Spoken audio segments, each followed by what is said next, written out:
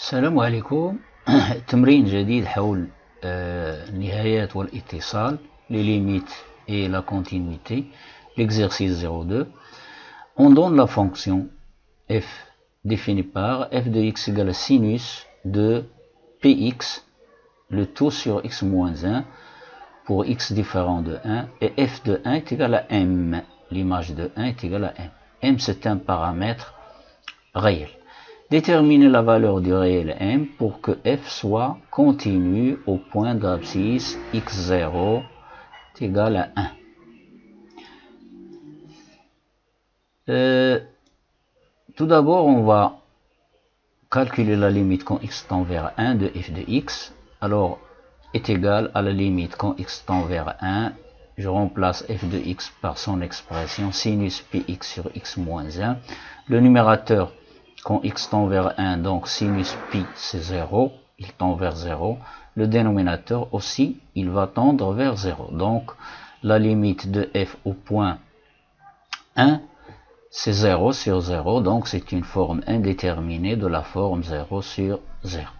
Donc, nous allons faire un petit changement de variable en posant x moins 1, le x moins 1 ici, qui est au dénominateur, est égal à t, ce qui équivaut x est égal à moins 1 حولها للطرف الثاني تولي t plus 1. Quand x tend vers 1, alors 1 moins 1 c'est 0. T va tendre vers 0 quand x tend vers 1. Donc f de x égale sinus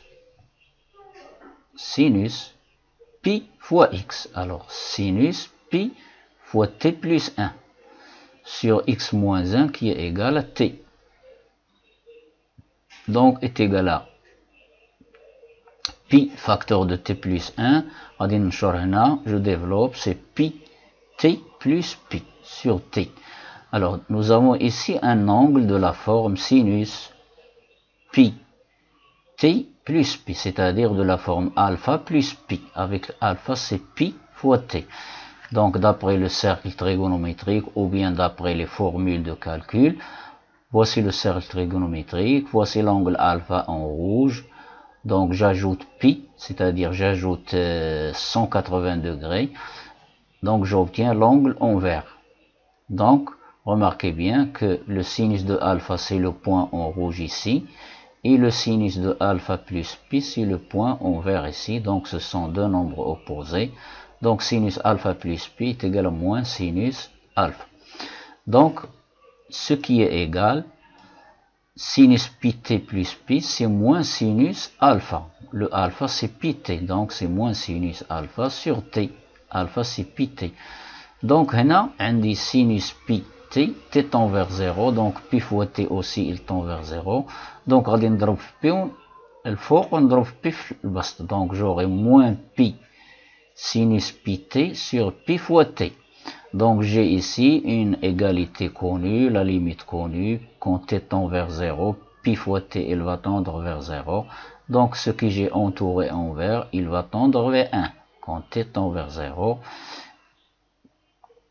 Et ça donne comme limite, moins pi fois 1, c'est moins pi. Donc pour que f soit continu au point d'abscisse x0 est égal à 1, il suffit que limite quand x tend vers x0, x0 c'est 1 de f de x est égal à f de 1. F de 1 c'est donné m et la limite c'est trouvé, c'est moins pi. Donc m, cela équivaut à m est égal à moins pi. Donc pour que f soit continu au point d'abscisse x0 est égal à 1, il suffit que m est égal à moins 1. Donc je vous retrouve à la prochaine fois dans un autre exercice. إذن ألقاكم في فرصة أخرى بحول الله.